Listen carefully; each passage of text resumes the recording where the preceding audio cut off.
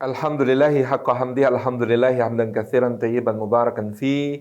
Nahmaduhu wa nasta'inuhu wa nastaghfiruhu wa nastahdihi wa natubu ilaih.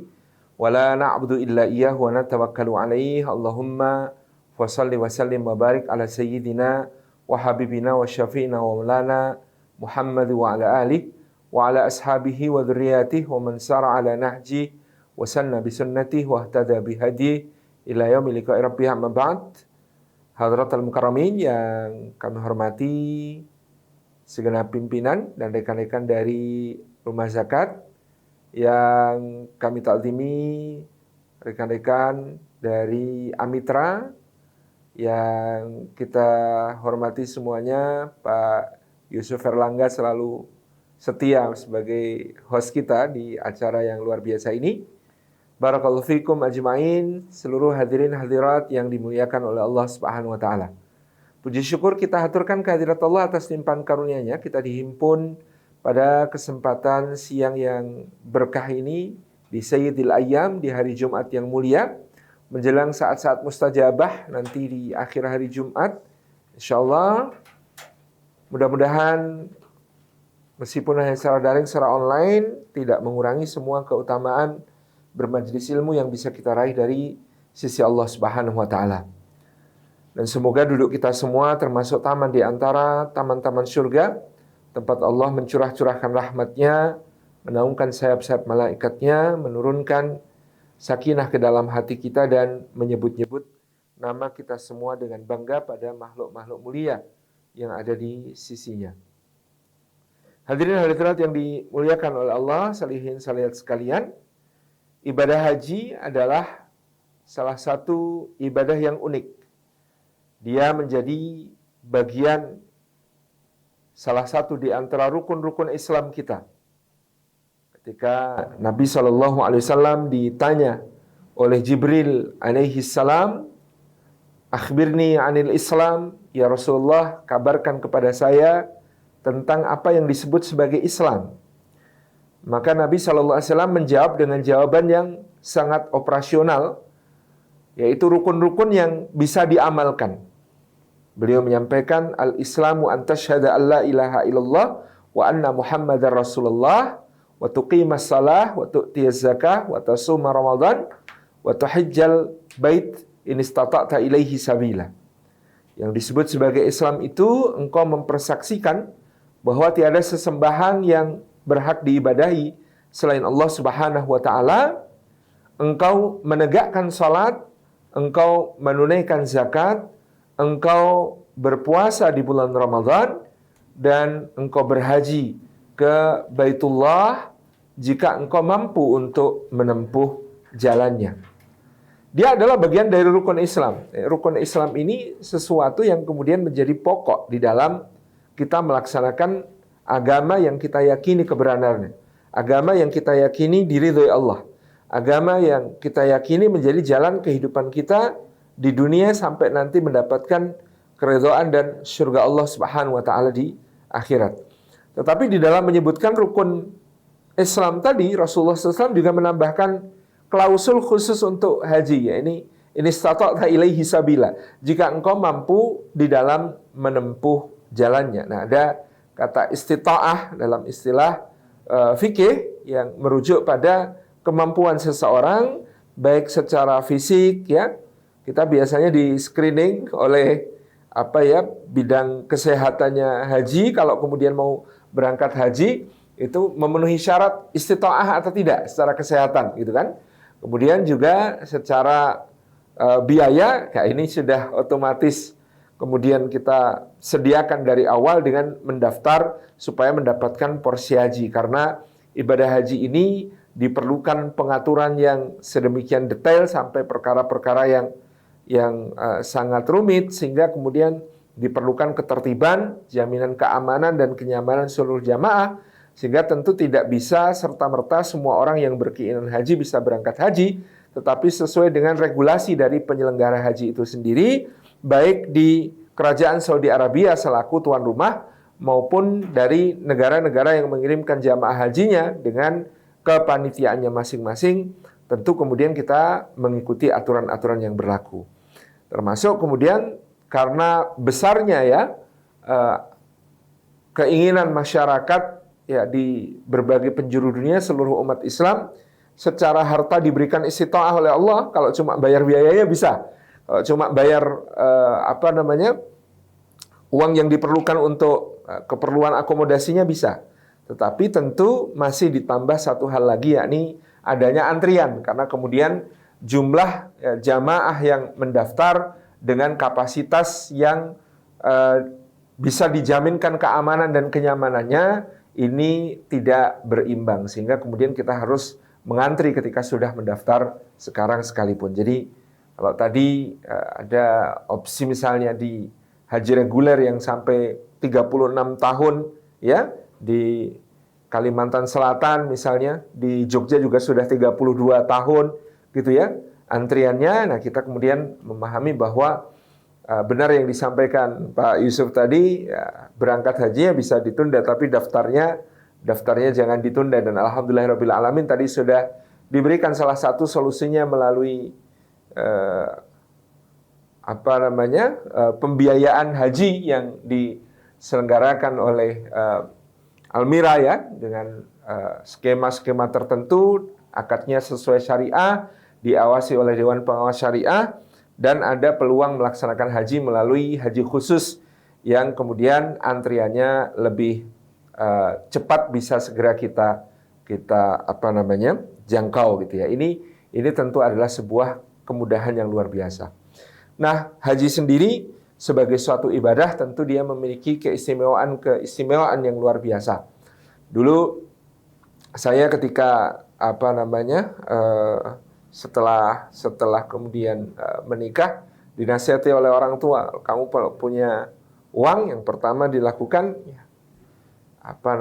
kalau bisa selain tentu menjadi kewajibanmu untuk menyediakan tempat tinggal, ya, itu bisa ngontrak gitu ya, menyediakan kendaraan itu juga bisa mudah, yang lainnya. Tapi daftar haji, ya memang waktu itu kemudian bergegas untuk bisa mendaftar melaksanakan haji gitu ya.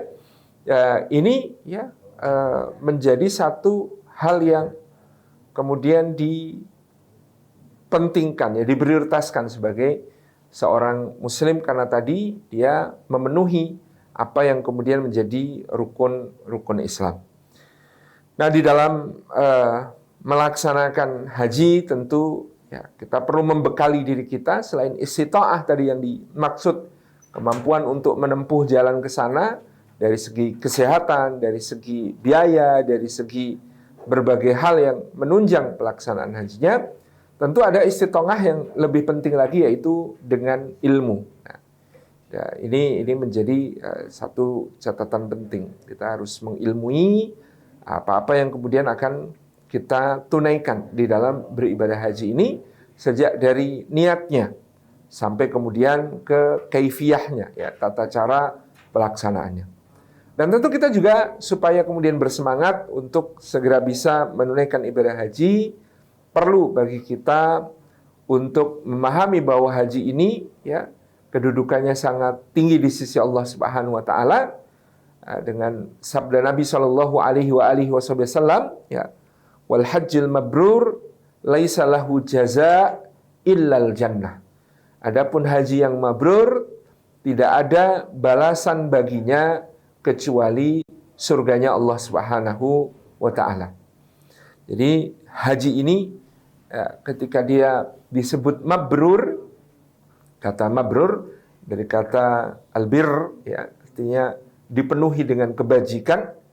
Sebagian ulama memaknai kata mabrur, ya, berarti hajinya itu memperbaiki pribadi orang yang berhaji, sehingga dia menjadi orang yang lebih baik lagi setelah kembali dari hajinya, setelah kembali dari perjalanan ibadah hajinya, menjadi orang yang lebih bertakwa kepada Allah, lebih taat kepada Allah, melaksanakan amal-amal saleh, dan kemudian juga menampakkan akhlak mulia yang dirasakan oleh orang-orang yang ada di sekitarnya. Wal hajjul mabrur laisa lahu jazaa illal jannah. Bagi haji yang mabrur tidak ada balasan di sisi Allah baginya kecuali syurga yang merupakan impian setiap mukmin bahwa dia akan menjalani kehidupan yang khalidina fiha abada, penuh dengan kebaikan, kebahagiaan di sisi Allah yang kekal di dalamnya selama-lamanya. Nah, haji sebagai satu rukun di antara rukun-rukun Islam, nah ini menjadi satu prioritas penting tadi ya di dalam pembiayaan yang kita rencanakan di dalam kehidupan kita.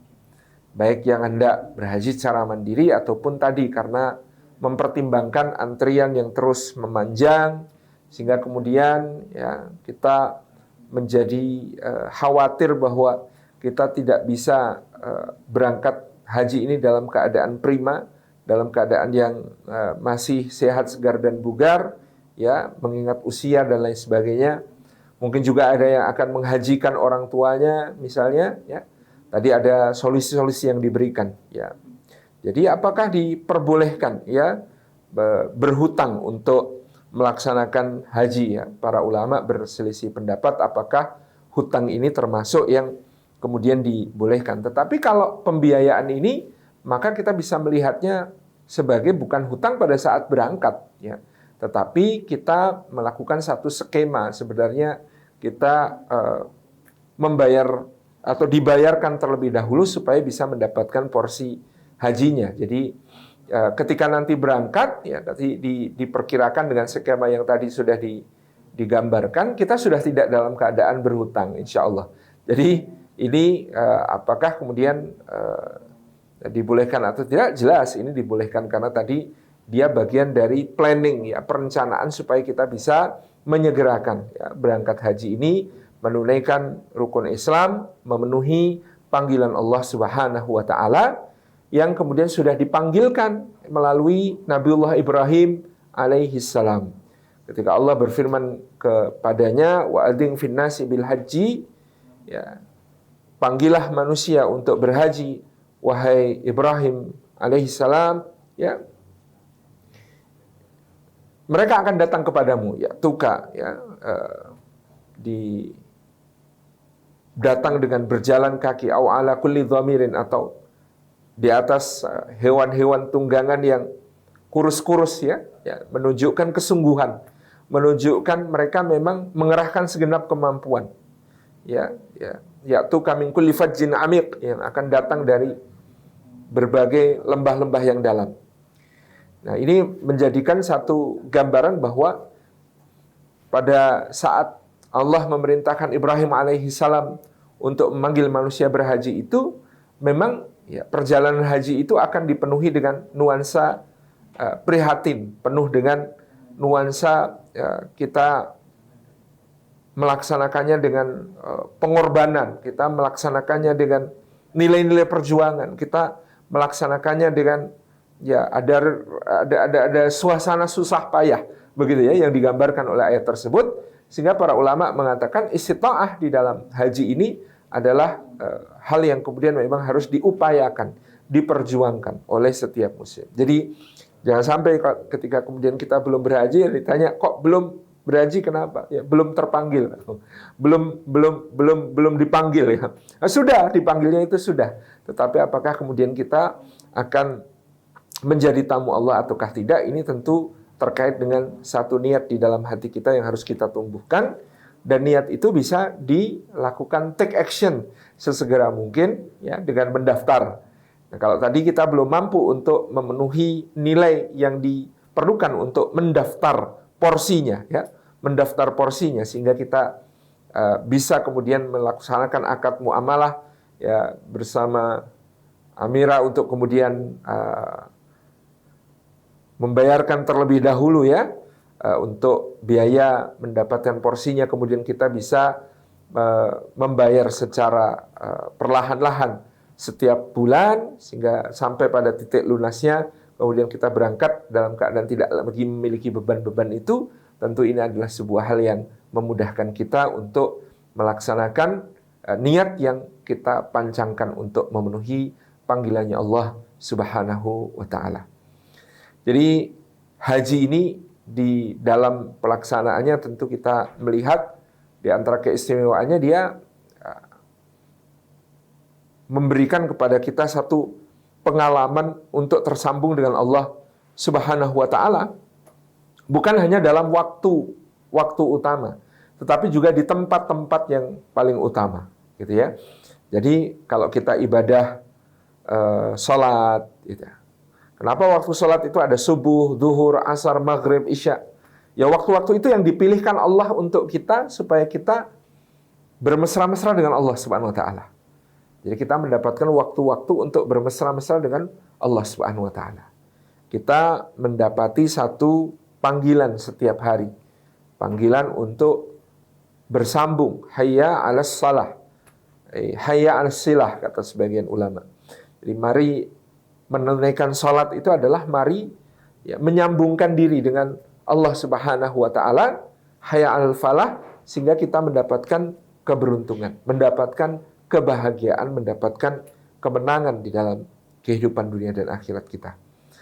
Jadi membayangkan kalau sedang di waktu sholat itu kita direcharge, diisi ulang baterai kita, kemudian kita menghadapi kehidupan kita ya, menghadapi kehidupan kita yang penuh dengan hiruk pikuk, penuh dengan ujian, penuh dengan berbagai hal yang menantang. Nah, kita mendapatkan kekuatannya dari Allah dengan cara merecharge diri kita di setiap waktu-waktu salat itu. Sehingga dengan waktu salat itu ya Allah Subhanahu wa taala menjaga kita dari error. Inna salata tanha 'anil fahsya'i wal munkar. Sesungguhnya salat itu mencegah dari perbuatan keji dan mungkar. Ya, kalau kita bisa menunaikan salat duhur dengan khusyuk, insya Allah mudah-mudahan sampai asar kita terjaga dari perbuatan keji dan mungkar. Kalau kita bisa merecharge di saat salat asar, mudah-mudahan sampai waktu nanti maghrib kita tercegah dari perbuatan keji dan mungkar, tercegah dari error. Itu cara Allah menjaga kita terus supaya dalam keadaan prima. Kalau kita tidak error, tidak melakukan perbuatan keji dan mungkar, maka menghadapi ujian-ujian kehidupan yang lain, ya kita akan menjadi tangguh, kita akan menjadi kuat, dan insya Allah semakin tinggi derajat yang bisa kita raih di sisi Allah. Itu kalau salat. Sepekan sekali kita mendapatkan panggilan untuk Jumat ya. Berjumat seperti hari ini ya, sebagai mekanisme pengingat bagi diri kita untuk senantiasa menyambungkan diri dengan Allah. Ya, ada yang secara tadi harian di sholat 5 waktu, ada secara pekanan ya. Di dalam waktu yang pekanan ini di antara sunnahnya adalah membaca suratul kahfi, yang dengan membaca suratul kahfi Allah memberikan kepada kita cahaya di antara dua Jumat. Ya, karena di dalam suratul kahfi kita mendapatkan gambaran tentang ujian kehidupan. Ada ujian keimanannya ashabul kahfi, ada ujian tentang ilmunya Musa bersama Khidir, ada ujian tentang harta, tentang dua pemilik kebun ya ceritanya, ada ujian tentang kekuasaan seperti yang kemudian diperlihatkan oleh Dzulqarnain ya. Ini semuanya adalah cahaya bagi kita, menjaga kita on the track di dalam ujian-ujian kehidupan. Lalu ada panggilannya tahunan, namanya Ramadan ya. Dengan puasa Ramadan, waktu di bulan Ramadan diberikan kesempatan kepada kita untuk meraih keutamaan yang sebesar-besarnya, menghayati kedekatan yang semesra-mesranya dengan Allah melalui ibadah siyam maupun qiyam kita.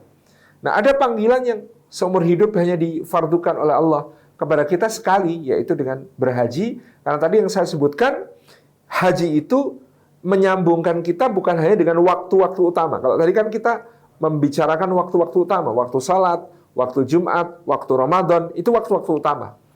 Nah, tapi kalau haji bukan cuma dengan waktu utama, tapi juga dengan tempat-tempat utama. Tempat-tempat yang penuh dengan sejarah kehambaan.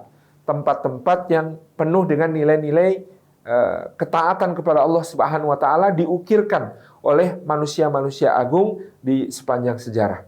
Sejak yang diberikan tugas oleh Allah untuk memanggil manusia berhaji, yaitu Nabiullah Ibrahim alaihi salam, yang kemudian ya diperintahkan untuk memanggil. Ya, waktu Nabi Ibrahim diperintahkan untuk memanggil, ya kita bisa membayangkan beliau bertanya kepada Rabbnya Jalla Jalaluh, ya Allah, bagaimana aku memanggil manusia? Suaraku saja terbatas ya.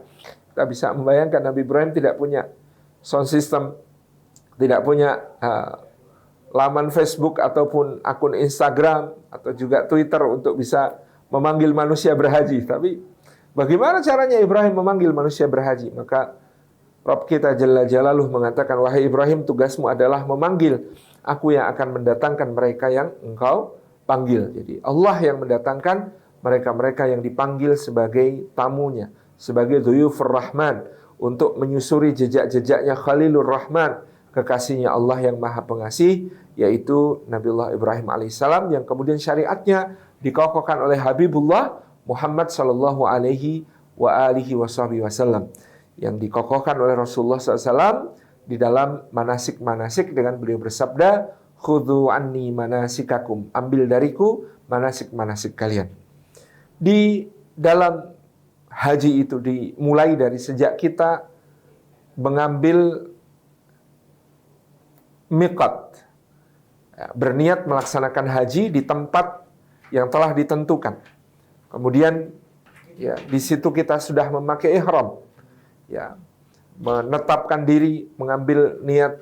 Ihram itu berarti meniatkan untuk mengharamkan diri kita dari berbagai larangan-larangan yang sudah ditetapkan oleh Allah Subhanahu wa taala.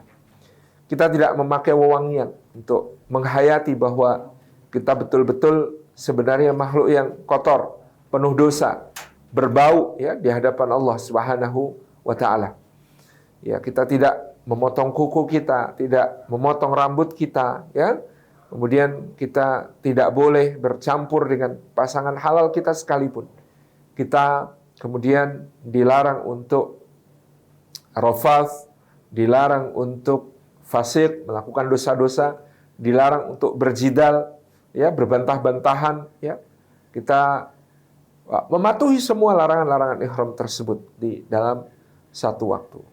Ya, jadi dengan niat itu kita berangkat. Biasanya kalau ya nafar awal ya, jamaah Indonesia mengambil mikot di Dzul Hulaifah atau di Bi'r Ali yang ada di sebelah luar kota Madinatul Munawwarah, untuk kemudian berangkat mengikuti rute yang dahulu ya ditempuh oleh Nabi Shallallahu Alaihi Wasallam, yaitu dari Bir Ali atau Dzul Hulaifah menuju kota Makkah Al-Mukarramah. Ya, kalau Nabi SAW dulu menempuhnya dalam waktu 7-8 hari ya, berombongan bersama para sahabat.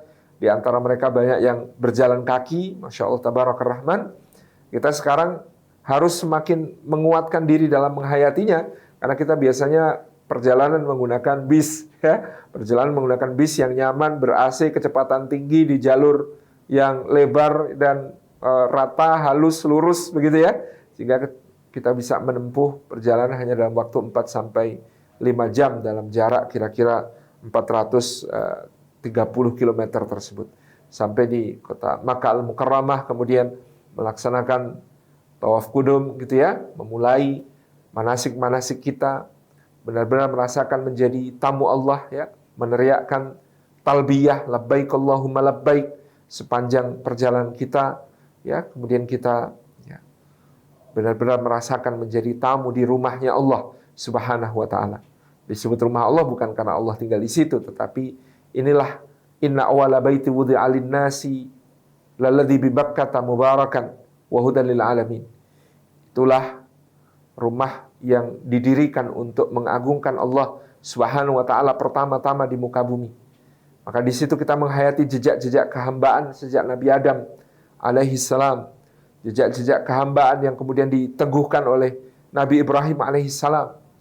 Ya, ketika kita bertawaf dengan ittiba, ya, membuka lengan kita, kita mengenang bagaimana Nabi Shallallahu Alaihi Wasallam dan para sahabatnya, ya,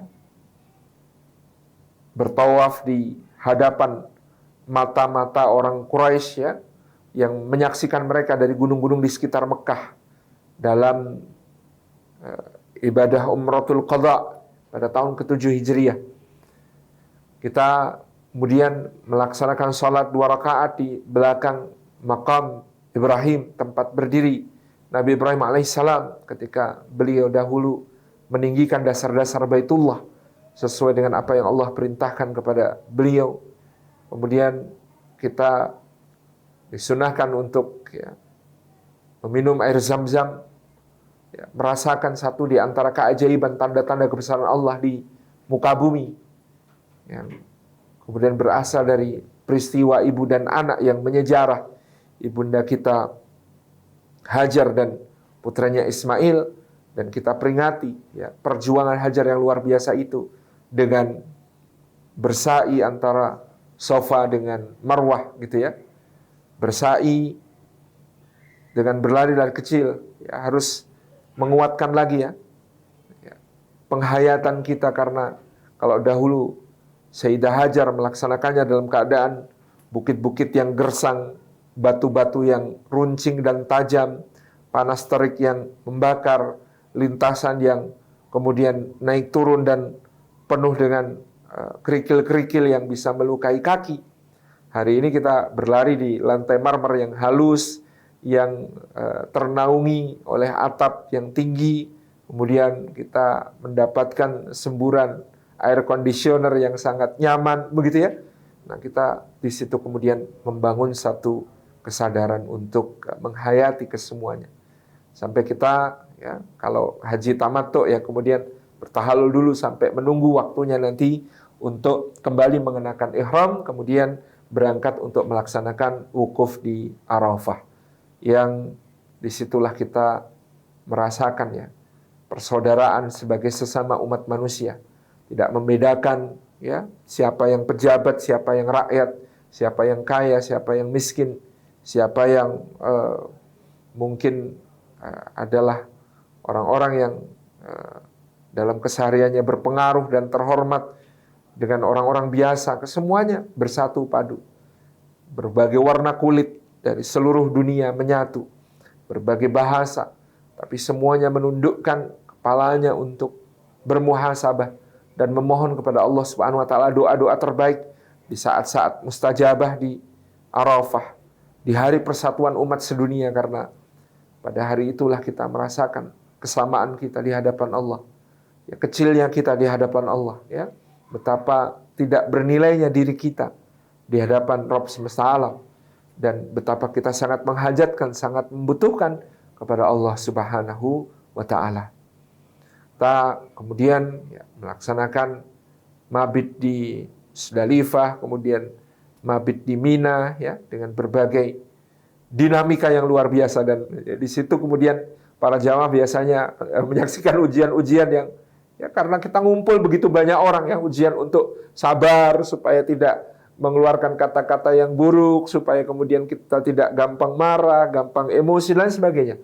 Dengan jamaah dari berbagai negara yang satu sama lain kemudian tentu memiliki kebiasaan-kebiasaan yang berbeda, hal-hal yang kemudian Masya Allah ya, banyak sekali tentu.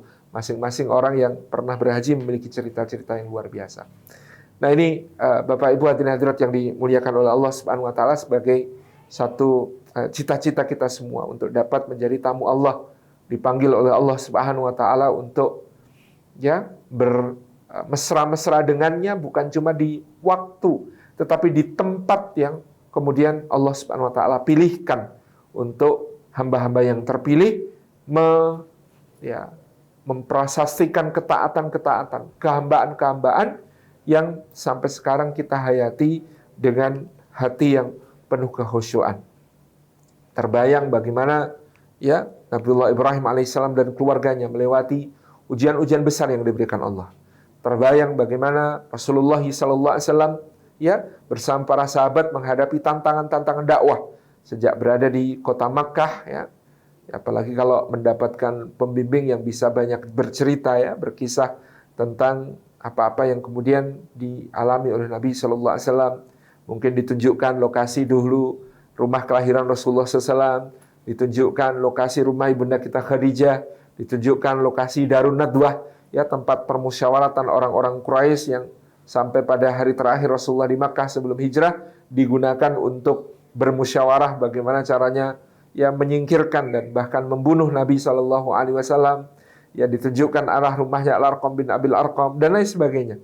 Penuh dengan memori-memori kenangan dalam sejarah Islam yang sangat-sangat menyuburkan ya keimanan kita kepada Allah Subhanahu wa taala dan kecintaan kita kepada Rasulullah sallallahu alaihi wasallam dan para sahabatnya yang mudah-mudahan mengantarkan kita kepada kebersamaan dengan mereka kelak di surganya Allah Subhanahu wa taala. Nah, satu hal yang menarik tadi yang ditawarkan dengan rumah zakat memiliki program gelombang wakaf yang baru diluncurkan, dan tadi sudah ada satu penawaran yang menarik dari Amira bahwa kalau kita kemudian melaksanakan pendaftaran ibadah haji bersama Amira, ini sekaligus kita telah berwakaf ya untuk pembangunan masjid di daerah mu'alaf kita di Pulau Buru tadi yang disebutkan, ataupun di daerah-daerah lain di Indonesia yang nanti akan terus digulirkan sesuai dengan jamaah sekalian yang mudah-mudahan semakin banyak yang berminat untuk menyegerakan pendaftaran hajinya agar bisa segera berangkat menjadi tamu-tamu Allah. Wakaf ini tentu akan menjadi satu ibadah yang bernilai lebih ya mudah-mudahan menjadi tanda kemabrurannya, karena baru daftar saja sudah jadi amal saleh yang bermanfaat bagi sesama gitu ya. Nah, mudah-mudahan ini menjadi penanda bahwa nanti Allah akan memberikan kemabruran bagi hajinya. Tentu kita tidak bisa menjadi haji yang mabrur tanpa pertolongan Allah. Maka di antara ikhtiar menjemput pertolongan Allah Subhanahu wa taala tersebut tentu dengan ya tadi menghiasi diri kita meskipun belum berangkat haji, kita memabrurkan diri tadi ya, menjadi orang-orang yang bisa mendaya gunakan hartanya untuk kemanfaatan bagi sesama dengan berwakaf ya. Karena wakaf ini salah satu amal yang akan menjadi shadaqatun jariyah ya, amal yang pahalanya terus mengalir dan dampaknya bisa sangat besar bagi umat ya, menjadi manfaat-manfaat yang kemudian terus ya bergulir. Sepanjang itulah seorang mukmin mendapatkan pahala dari apa yang diwakafkannya. Dia menghentikan manfaat harta itu bagi dirinya, tetapi menjadikannya bermanfaat bagi sesama, bagi orang lain dalam bentuk amal-amal kebaikan. Tadi ada ditawarkan juga oleh rumah zakat dalam bentuk sekolah juara, wakaf untuk sekolah. Nah, wakaf untuk sekolah ini lebih-lebih lagi bisa kemudian mengalirkan pahala bukan cuma ketika sekolah ini fisiknya dinikmati dan dipakai sebagai sarana belajar dan mengajar, tetapi ketika anak-anak kita yang dididik di dalam sekolah itu nantinya menjadi orang-orang yang berguna, mengamalkan ilmu yang berguna, bermanfaat bagi sesama, maka Masya Allah yang berandil di dalam pendidikan mereka termasuk menyediakan fasilitas sarana prasarana tentu juga akan mendapatkan pahala yang tidak putus-putus dari amal kebaikan yang terus dilakukan oleh anak-anak kita tersebut. Nah, ini mari kita dukung bersama, mari kita sosialisasikan seluas-luasnya bahwa kita ya kalau memungkinkan untuk bisa segera mendaftar haji, mari kita mendaftar haji sambil kita berwakaf. Mudah-mudahan dengan wakaf kita itu manfaat yang mengalir dan pahala yang kemudian bisa sampai kepada kita, menjadikan insya Allah nanti kalau kita sudah diberikan kesempatan oleh Allah untuk berhaji, mengingat 2 kali musim haji kita diberikan kondisi pandemi oleh Allah sehingga belum bisa melaksanakannya. Ketika tiba kesempatannya, maka mudah-mudahan Allah karuniakan haji yang mabrur bagi kita semua. Demikian Mas Yusuf Erlangga seperti yang kemudian dapat kami sampaikan, mudah-mudahan bermanfaat. Mohon maaf atas segala yang kurang berkenan. Wassalamualaikum warahmatullahi wabarakatuh.